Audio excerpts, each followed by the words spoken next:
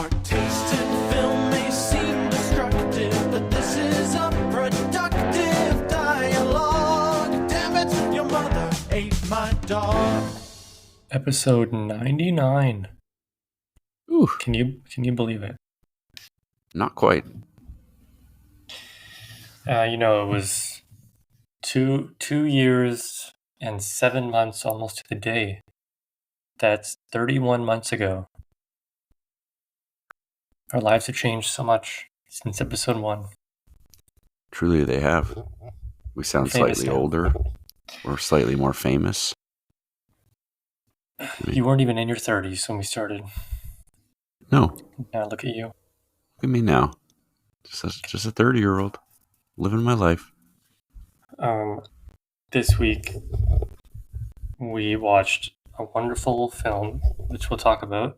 But we skipped a whole week, and we didn't talk about your exciting trip down under Down under to California. to the Australia of the United States. Yeah. So I saw you mentioned that you traveled to do some stuff, but then I saw that you were in the same place as Justin Bieber. Do you see Justin Bieber? I did not see Justin Bieber, but I didn't know I was in the same place as him. But not cited. They made a big deal. How was Six Flags? Six Flags was really fun, actually. It's the first time I've been on, like, real roller coasters, I guess. If you're not counting Disneyland. Disneyland's got a few good ones, but this one was, like, all about the roller coasters. And there's this one called X2, which has nothing to do with X-Men 2. And it was pretty incredible. One of the most thrilling things I've done, I think. Are you gonna go back? If I go back to California and there's an opportunity to go to a amusement park, that would probably be the one I would choose. I'm just gonna make a trip. Just make an excuse. Like, hey, Mackenzie, there's a big race in California. We gotta go. Oh, oops, we stopped at Six Flags. Oops. I know we're in the middle of the desert where there's no water, but oops. You gotta stay here for three to 4 days. Yeah. A very fun park indeed. And on a Friday, surprisingly not busy. I didn't wait more than, 10 minutes for a ride, I guess. Wow. Some rides you got off, and if you really wanted, you could have just gone on again. But then I quickly learned about, like, feeling woozy on roller coasters, which I never felt before, because usually I do a roller coaster and then wait 2 hours and then go on another one. Right. But this one was like really fast, loopy, twisty roller coasters in quick succession, and I had to sit out for like an hour at one point while my brother and my dad went and did a ride, because I was just way too woozy. Yikes.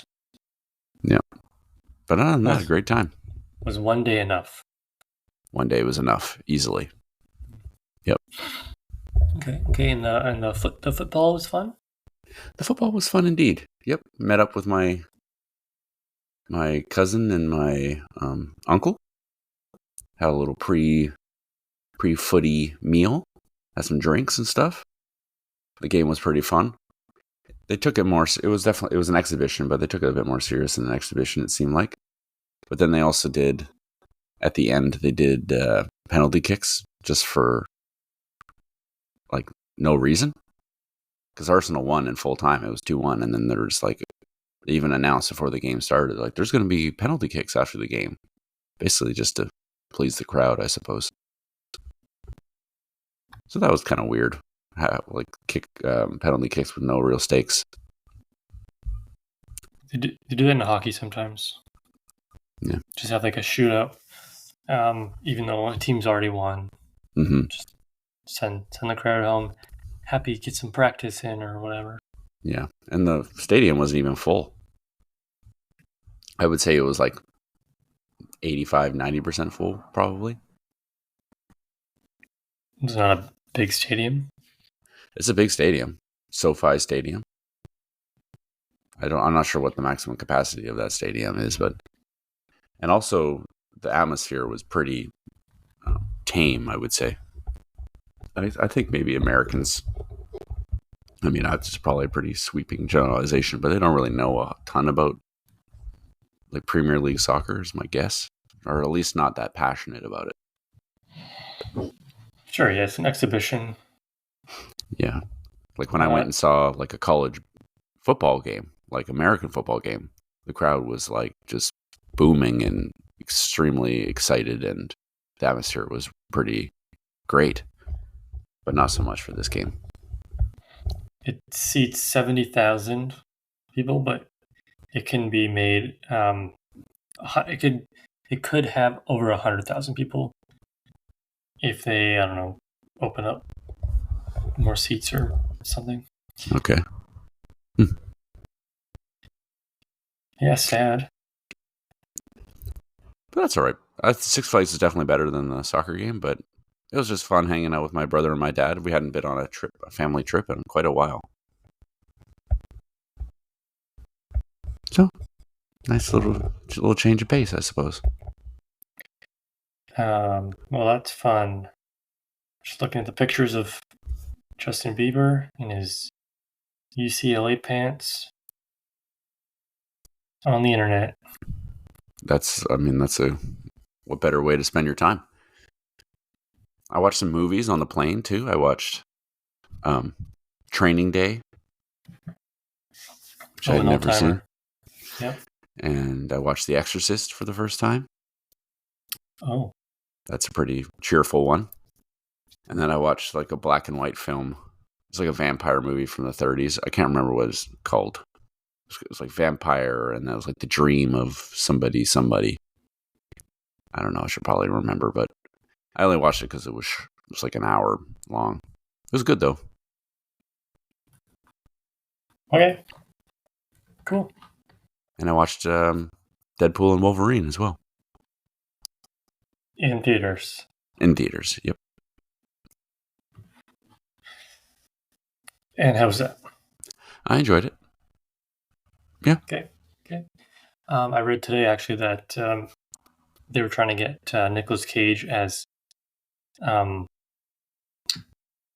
what's his face in it? Superman? No, or Ghost Rider? Ghost Rider. Okay. I can't remember what. I'm trying to remember what he was like supposed to be Superman, but he's like cameos as Superman in the end of some movie. Nicolas Cage, Superman.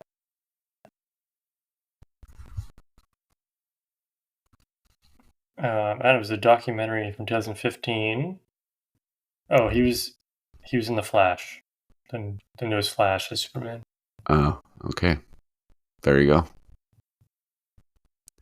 But yeah, it's a good movie. Blade was in it.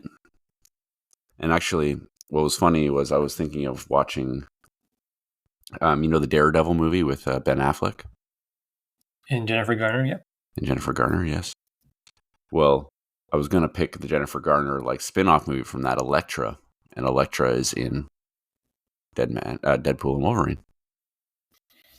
Wow. Jennifer Garner comes back as Elektra. It was pretty funny because she showed up on screen. Obviously, and they were like sort of building it up, and she came out, and I felt like most of the people in the theater had no idea who she was.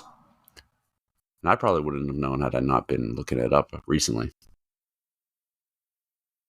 You wouldn't have known who Elektra is? Well, I probably wouldn't have remembered.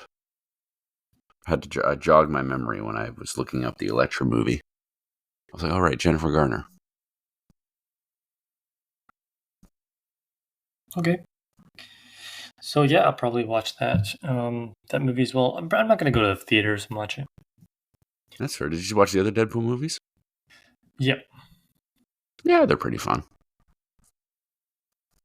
Yeah, you can definitely tell that this newer one was like, it's under Disney now. I mean, it wasn't like really egregiously obvious, but I think you'll be able to tell. I feel like at least Deadpool 2 was also under Disney. Nope. And why are you so confident? Because I know it's not. Well, when did they take over Disney? Or when did they take over Marvel? But Deadpool wasn't a Marvel thing. It was a Fox thing. Oh. It was like a Spider-Man Sony situation. Yeah. Interesting. Mm-hmm. Extremely. Yeah, no, I had a fine time as well. Thank you for asking. Did you watch any movies? That wasn't this one? No. There's a few movies I have lined up to watch over the next little bit. Like the new Quiet Place. Oh. Watch Really? that. Have you seen that other two Quiet Places? I've seen the first one. Okay. Well, there's a third Wait. one. Of course I've seen the first one. We saw it together. We saw the Quiet Place together? Yep, the first one. I remember because I bought popcorn and I couldn't eat any of it the entire movie because the movie was so quiet. Well, that does kind of ring a bell. Yeah. I forgot we went. We did indeed. Probably, I have to imagine it lines up to when we were living together. Oh, let's look that up. A Quiet Place Part 2 came out. It came out in 2018. The first one. Yeah, the first one. Okay, and then obviously it doesn't line up. No, but it kind of would make sense that we would have seen it. Yeah, we probably went and saw it. Well, no, I don't. Not probably. We definitely did. Pre-COVID. Yep. Yeah, Quiet Place, and then there's like the new M. Night Shyamalan movie, Trap. Mm-hmm. Looks interesting. It does. I don't know about Furiosa. Oh yeah, I saw that too. But that was, I think we talked about that last episode. Yeah, and that's like Postman levels of well, it's 2.5 hours. Less than. Yeah, maybe but much more maybe tolerable. Bad Boys. 2.5 hours. Well, that's your opinion. Maybe I'll watch the new Bad Boys Ride or Die as well. I need to. That's a glaring omission in my filmography. Is watching any of the Bad Boys movies. I haven't seen any of them. Huh, interesting. I'll do it one day. It could be a podcast maybe. I don't remember anything. Well, I don't think I remember anything at all from Bad Boys 1. I don't know if I've seen Bad Boys 2. Was there Bad Boys 3? Maybe. Yes, there was. Don't really know how many Bad Boys. I might have seen the first 2. But that's it. Well. I'll keep it as a possibility. Do you have a good long weekend? Yeah, it was nice. Got out on the water a few times, did a little house cleaning. Yeah, you celebrate good. British Columbia? Was it BC Day? That was the holiday? No, I can't say that I really was like, yeah, BC. No, definitely wasn't doing that. Disappointing. Much like the 1997 movie The Postman. Yeah. I mean, yeah. Okay, so The Postman is the movie that we're talking about, which for episode 99, it's like an epic film. This is a movie that I hadn't heard of before, but until we watched Waterworld for the podcast. There's a lot of similarities to Waterworld, from Waterworld to this one. Definitely. Kevin Costner. But ever since then, I'm like, oh yeah, we need to watch this movie because The Postman. I'm a postman. It just fits. It's like a puzzle, and it all fits together perfectly. But then I watched the movie, and like I thought it started out pretty strong is probably the wrong word, but the expectations are so low for this film. It was like, okay, this is a tolerable film. Mm-hmm. But then you got on, you got on, you got on this 3-hour movie, and like it kind of fell apart pretty good. Yeah. This movie had to have been written by somebody who worked for the United States Postal Service, because it was just one big, like, well, it's first of all, it's one big like America thing, Yes. Yes. but then it's like it's one big propaganda film for the Postal Service. I'm pretty sure it was written and directed by Kevin Costner, was it not? It was directed by Kevin Costner. It was based off of a book Mm-hmm. by somebody else, and then the screenplay was not written by Kevin Costner. The screenplay was actually written by the guy who did the newest Dune, well, like 2001 Dune, 2021 Dune, I should say, and Forrest Gump. Mm. And The Curious Case of Benjamin Button, a former film almost choice for the podcast. Correct. A former film almost choice podcast movie. Yeah. So yeah, what did you think? Did you watch it all in one sitting? I did. I watched it all today before we decided to start speaking. I apologize. Yeah. Well, honestly, this may be a controversial opinion, but I didn't find the runtime all that intolerable. I thought it was fine. For some reason, I guess I kind of found it interesting enough that 3 hours wasn't pain. I mean, obviously, it was definitely too long. They could have cut some things for sure, especially like the time where Kevin Costner and Abby, is that her name? I think so. Yeah. Yeah. Yeah. Where they're like just kind of in the winter and just kind of like hanging out in that cabin. It took like 20 minutes of the film, like for really nothing really happens. So yeah, just cut that out for sure. The whole Tom Petty thing was a little strange, I thought. It kind of like just threw off the whole vibe. It like just became a different movie all of a sudden when he was in it. Yeah, he didn't need to be in it. And he's up pretty high in the cast list. He is indeed. Yep, but he's only in it he's what, 5 minutes maybe? Maybe a little more than 5 minutes. And he plays himself, basically. And he plays himself. Yep. Yeah, definitely a very patriotic movie. Go America, go. Pretty much. The bad guys hate America. Let's burn the flag and throw it through, a government building. But then they paid for it. So yeah, and it was really Giovanni Ribisi was in it for a minute as well. Yes, the guy from. Well, I know him mostly from Friends. Yeah, Phoebe's brother in Friends, but he's also in another Nicolas Cage movie, Gone in 60 Seconds, classic. It's one I haven't seen. Angelina Jolie is also in that one. Right. It's like the original Fast and Furious. Mm-hmm. They just have to steal cars. Steal cars? That's illegal. Yeah, they have to steal like a certain amount of cars in a certain amount of time, and ooh.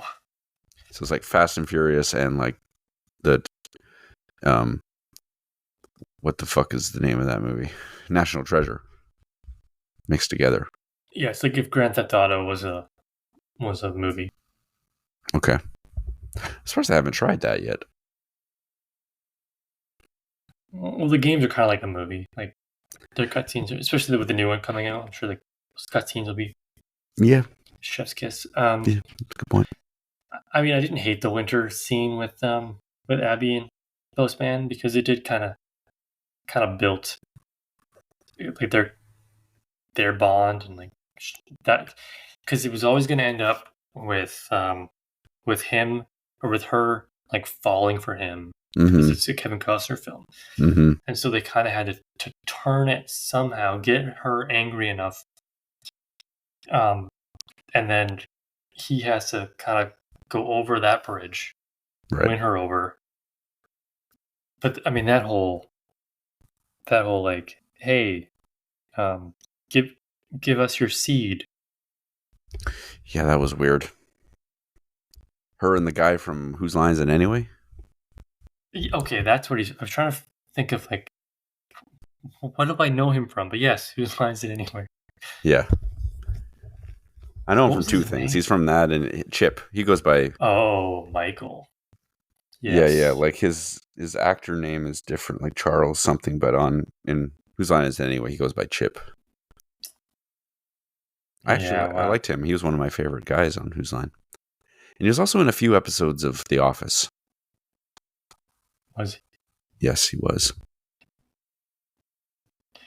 Yeah, I mean he was fine in it. Poor guy died pretty good. But yeah, I think I understand why people had issues with this film in that like Kevin Costner shouldn't have been the lead guy. Uh-huh. He was not good as an actor in this. I didn't like him much at all, which is a problem because he's in the whole movie. Right. But I guess he didn't write the film, but he directed it, and it was like, "Sir, please, let me have your baby." And then it was, "Oh, let's build a statue of you." Right. And there was a lot of scenes where it was like just him, and he was really kind of hamming it up, and that was a bit awkward. But I guess what's a lot. I've read some reviews after I watched the movie and stuff like that. A lot of people like harken on Kevin Costner, and you yourself didn't really like his performance, but I thought his performance was pretty decent. I like him as an actor, and everything I've seen him in, I don't dislike him. He's gotten better. Like in Yellowstone, He's fine. But the scene at the end when he's like, him and Bethlehem are like wrestling. Yeah. And then he gets up after he's, out wrestled him. And then he just like, he turns to his group and just says, the killing stops now. Just seemed very stiff and not acted good. That's fair. I think maybe a part of what's going on is when I was growing up, I watched Field of Dreams like a lot of times. And I think a lot of people, think that's a good movie, which it is. And so maybe I just kind of have this view of him as like, it's a movie that I really love and he's in it. So maybe he has to be a good actor. And so now I just sort of see him that way in other things that maybe he's not necessarily a good actor in. I think I have the same affinity for Nick Cage and Keanu Reeves in that way. The author wanted Kevin Costner as the lead. I don't know if he wrote the book with him. Maybe he wrote like part of the screenplay with him in mind. After seeing Field of Dreams, it's like, that's my guy. Mm-hmm. But yeah, I do enjoy that movie. It's a good one. And yeah, that what you say too about Keanu Reeves, because I didn't grow up really watching Keanu Reeves movies, and now I think he's a terrible actor. Basically, everything he's in. Right. So maybe we're onto something there. Yeah. A lot of pro male in this film. Love a good pro male film. You must have pulled at your heartstrings. Yeah, well, I can relate when they're talking about like roots. Like, that's what I do. Yeah. And then when call him Keanu Reeves, when Kevin Costner, when people started getting like, when Bethlehem started messing with their roots, and then he's going and trying to do all the roots himself. He's covering the roots. Yeah, that's a lot of work. You better be getting overtime. Right. But there's no payment because it's 2013. Yeah. I did kind of like the whole postman, like the postal service aspect of the movie. I thought it was like a interesting way to build like a rebellion against Bethlehem, that whole thing. I mean, clearly very patriotic. I guess the United States Postal Service is, I don't know, it's got the American flag on their logo and all that. It's, very patriotic. America. So yeah, I thought it worked. For me, anyway. I basically, I spent the whole movie wondering why people thought it was so shit, especially like if you look at, although, as we know, not to really trust Rotten Tomato scores. 14% is what it says. It's not a 14% movie, in my opinion. I spent the whole movie just being like, it's not that bad. It's just being pleasantly surprised by most things. I mean, it's 6.1 on IMDb, and that's like closer to where I would have scored. Yeah. Definitely not as bad. Like, this is better than Waterworld. Yeah. It was, it's not nearly as bad as the propaganda would have you think. I think this is a good movie to compare to Waterworld, just in that I think it fixes some of the problems that Waterworld has. I think Waterworld is too over the top. It's one of the big problems. And this movie, obviously, Bethlehem is over the top, but I don't think it's like super. I wasn't like rolling my eyes really at what he was saying. Maybe a little bit with like the Shakespeare quoting and stuff like that. But I don't know. I think he was a pretty good villain, whereas Dennis Hopper in Waterworld was definitely, it was too much. And just like that whole world, it just seemed to be more dystopian, but kind of like silly in a silly way. Yeah, he was a great villain, which was important because the ending was garbage, but it made you want him to lose so badly. So when they're setting it up with the whole ripping the shirt, being like, "I've number 7," right? And then he's like, "Also, I don't know how you didn't recognize him because he shaved his beard." Yeah, that was definitely a problem I had. It's like he looks the exact same. The beard was not enough of a change to be like, "Who are you?" Yeah, like he's riding the horse the exact same way. Yeah. That was a problem. I did find, I guess one thing I could give as a check mark as a good thing to Waterworld is like the sets and like the costumes and stuff. It definitely felt dystopian. Whereas this one, I didn't really feel like we were in a post-apocalyptic world at all, really. Everyone was just like so clean and like, everyone was saying like, "Oh, we're starving." And it's like no one really looked like they were starving, really. Just, I don't know, what that aspect of it wasn't particularly believable. Right. Yeah. I mean, it looked more like I guess a little realistic compared to, like, it didn't seem like Waterworld was kind of insane in the way that they had it set up. Like, it looked like it was 200 years in the future. Mm-hmm. I can believe that. I mean, we met 2013, but I can believe it could happen. Yeah, I guess so. It wasn't as far into a dystopian future, I guess. How do you like the Richard Starkey reference? Yes, Ringo Starr. I did like that. Yeah, that was good. Well, I did find it strange that no one in this world knows who Ringo Starr is, and that his real name is Richard Starkey. But I guess, other people can be named that. Yeah. So I don't know. That's another one of those things, like how Kevin Costner was apparently unrecognizable without his beard. You're supposed to just believe. Oh yeah, they wouldn't notice. Yeah, it was dumb. Abby had clean-shaven armpits. How? Yeah, they didn't have things to shave. Everybody was dirty and smelly. How did she have clean armpits? Great question. But Kevin Costner shaved like 2 different times in this movie. So how did he do that? I don't know. Okay, fine. Fair. These are just things that people have an issue with. People also have an issue with the fact that he was able to pull the uniform off the dead body, and it was in perfectly good condition, considering the guy's been dead for so long. It should have just been brittle and fallen apart. Yeah, and also like when the body was decaying, all the, wetness would have seeped into the clothing. Yeah, disgusting. Yeah, that was weird. Unless the guy died, and then someone put him into his truck with this and put his clothes back on him.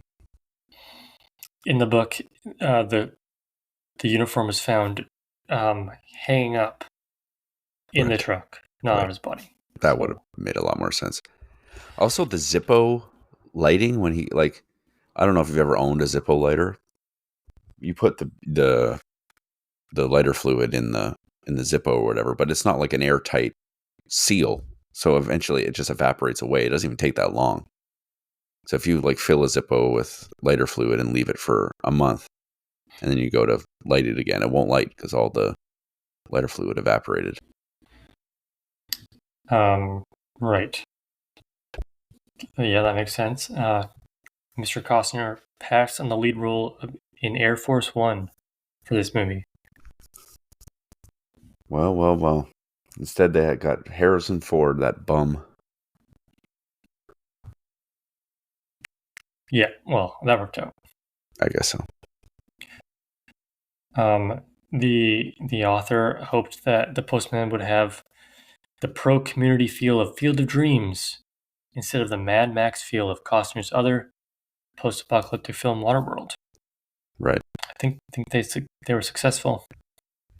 This was definitely like a boring Mad Max. Sure. I can see that. Boring Mad Max. And all the action was not very, didn't really land either. I don't know why. Something about it. Well, the climax of the film was two grown men rolling around. Yeah. And then he got him, and then no violence, and then he ends up getting shot anyways. Yeah. What's up with movies that can't get slow-mo right? Did you notice every time I went slow-mo, it wasn't smooth? It was just became really jittery. I don't know. Some movies can do slow-mo just fine, and then some movies, it's like all they did was turn the frame rate down or something. It just becomes really, jumpy. This movie suffered from that. Yeah, I don't think I really noticed it, to be fair. Oh, okay. Well, Kevin Costner really liked the film. Well, he directed it. He's not going to say it was sucked. Even now, looking back, he's like, yeah, I like it. Okay. It lost $50 million. Yeah. Well, apparently it came out the same weekend as a lot of big movies. From what I understand. It came out Christmas Day in 1997. Yeah, but I think a Tarantino movie came out that same time, and something else, and I think it was...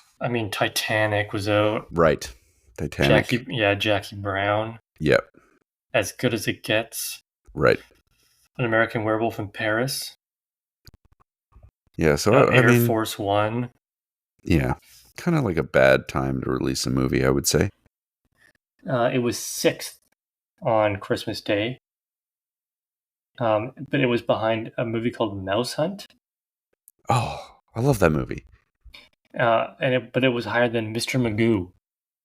Right. Between Mouse Hunt and Mr. Magoo. You should watch Mr. Magoo. We've all been there. Mouse Hunt. That's a movie I love. Mr. Magoo, yeah, that was a classic film. Mr. Magoo almost made more money than The Postman. Overall. What a world. Good old Leslie Nielsen. Okay, anything else you feel like sharing? I mean, there are 3 hours. There's quite a bit. I started this film a week ago, and I finished it yesterday. Mm-hmm. So Chipping I've away slowly at it. been watching it and annoying Megan with all this mail stuff. And then, well, um, a part that I really liked, which was, I guess, an important part of the winter scene as well, was this was right after she was rescued Yep. by Kevin Costner from Bethlehem. And previously, she just crawled into bed with Kevin Costner. Michael or whatever his name Michael was still alive. So she just got in there, got into bed, no questions asked, no problem. Then she was kidnapped by Bethlehem, and then she tells Postman that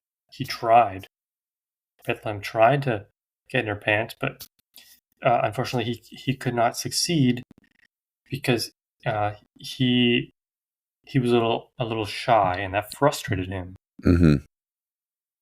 So instead of being like, yeah, he raped me, they were like, oh, he tried, but he couldn't. Right. Which I guess was kind of an important part in maybe humanizing Bethlehem a little bit. Yeah, I guess so. She didn't really have any redeeming qualities. No. He was just a full-on villain. Right. But not saying that that's a positive thing. I know what for you mean. him. I know what you mean. But, okay. Yeah. Well, that's it for me. Okay. I'm happy to go on to scores if you're ready for that step. Yeah, sure. If you want to start with your acting score, go for it. Okay. I didn't mind Kevin Costner that much, honestly. Again, I might be biased. Who knows? Yeah, there was definitely some stiffness in certain parts of the film, but overall, I thought it was totally fine. I didn't like the guy who played Ford Lincoln Mercury. I didn't really love his character very much. Definitely, yeah, some acting issues there. But overall, it was totally fine. I would give it a 5. Pretty average. Yeah, there were some familiar faces in the crowd. You have the dude who's always on the CSI shows, who's one of Bethlehem's goons. You had the general from Malcolm in the Middle. Mm-hmm. Other people as well. We already talked about some other ones, but yeah, no, I think acting was great. Performances, none really stood out as good. Kevin Costner, I mean, I guess he wasn't the worst actor we've ever seen. He just should have been better. Mm-hmm. So I'm gonna give acting a 4. 4 out of 10. Well, when you say it like that, it sounds like a bad score. No, a fair 4 out of 10 is perfectly reasonable. Okay, now to the ending.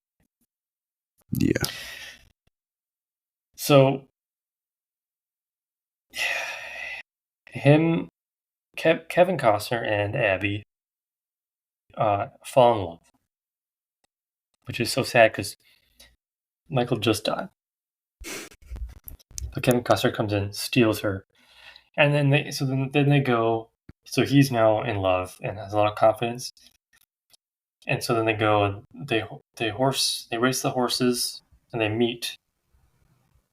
And then I guess in a clever move, Kevin Costner does the whole ripping his shirt thing, and he's like, I have the mark. Now I can challenge you. And then everybody has to be like, yep, that's the rules. The fight scene at the end, garbage. I wanted a good throw him down, but didn't happen. He wins easily. I think we had a problem with that because Because like the whole movie, this is a 3-hour movie that just showed how ruthless he was, and then he just loses really easily, and then he almost caught him. He grabbed the gun. He could have shot him, but it took him 25 seconds. Couldn't pull the trigger until. Anyways, and then apparently he saves the world because 30 years later there's a big ceremony and he gets his own statue, and then the movie ends. Yep. After all that, I didn't like it. So I'm gonna give it a 3 out of 10. I'm right there with you. I'm also going to give it a 3 out of 10. The ending fight was very anticlimactic, especially how much Bethlehem was. Yeah, like you said, he was ruthless enough, and there's just kind of like a little rolling around match at the end, and that's really all that happened.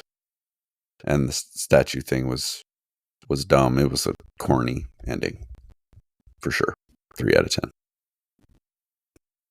Okay, but how do you feel overall? I think seeing the Rotten Tomatoes score and then before this, watching the movie and then sitting down to it, I think helped it maybe a little. It definitely wasn't that low of a percent for sure. 6.1, I think is definitely too much. But honestly, I mean, I sat through the whole movie with no real quarrels, and the acting was fine enough, and the story was interesting enough that I was still engaged the whole time. And I like the whole postman, post office thing. I think that worked really nicely with the plot. So yeah, a lot of the parts of this movie were actually moving along quite nicely. It was just kind of played with some parts that were kind of slow and also like a bad ending. But I think overall I'd give it a 5 out of 10. Amazing. I'm right there with you. I'm giving it 5 out of 10. Even though the ending and the acting scores were lower, it exceeded my expectations, my low expectations. I guess, the story wasn't bad. The plot, you could tell maybe that it was written by somebody who could actually write and not like a Kevin Costner, who's just kind of like an actor. It was clever in parts. And the good and the bad kind of were even. So I think 5 out of 10 is a perfect score. Very fitting. 5 out of 10. Yeah, very fitting for episode 99. 90. Or 98. 9. Yeah, so that's The Postman. Love a good 3-hour film about mail. Of course you do. Now, next time, whenever we hang on again, will be episode 100. Yes. And that's a Jesse movie. It is. Have you thought about it? Give any thought to what you like to watch for the 100th movie? I have, but I have not quite decided fully on a movie. So I'll have to leave the audience hanging. And I'll probably let you know tomorrow which one I end up choosing. Because it's a big decision, obviously. And then we also have to discuss what we're going to do for the 100th episode.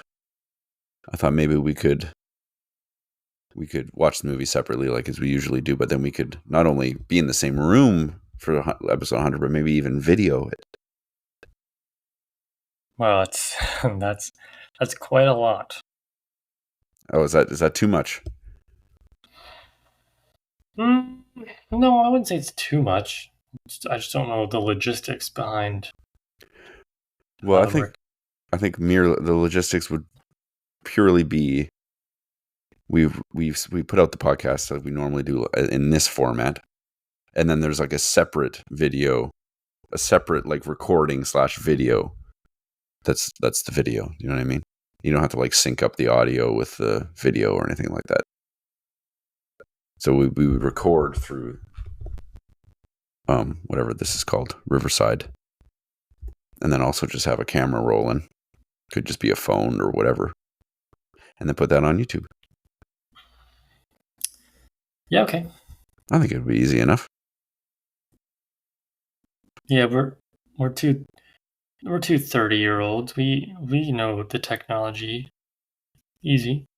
Yeah. No problem. So you're in between two movies. 2 or 3, yes. Boy. Is one of them an earnest movie? One of them is not an earnest movie. Okay. One of them is an early Peter Jackson movie that's not Dead Alive. One of them is a movie, I would say, about lions. And one is kind of just like an actor that I'm interested in having on the podcast.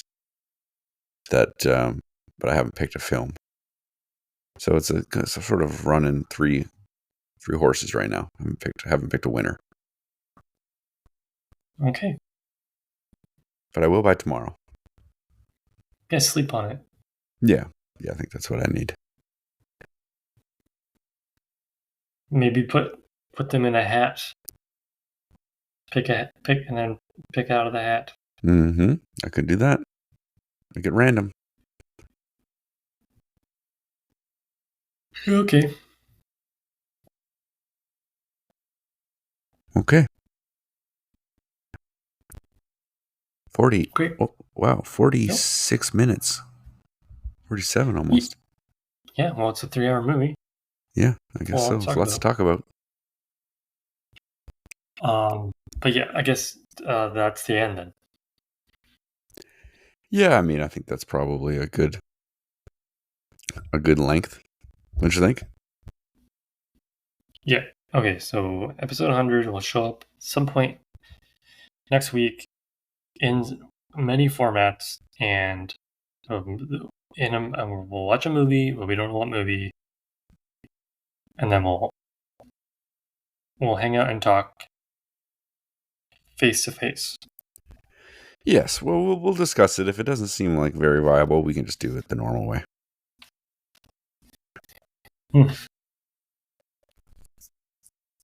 Okay. We shall see.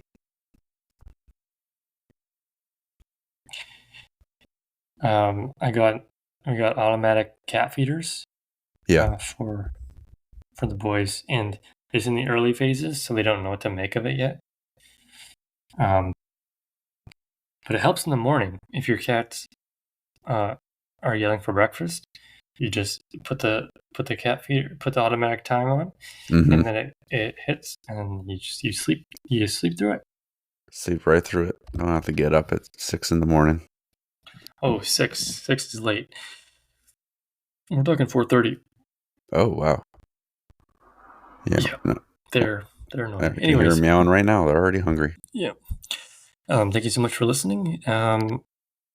Thank you to my mother, who has told me she listens to my podcast, but does she listen this late into the podcast?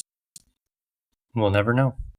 Well, she just randomly texts me and says, like, quotes things in a podcast and be like, "See, look, I listen." She probably just skips ahead and picks a random thing we say. Yeah, could very well be. Okay, now we're gonna log off. Okay, log off time. Okay. Okay.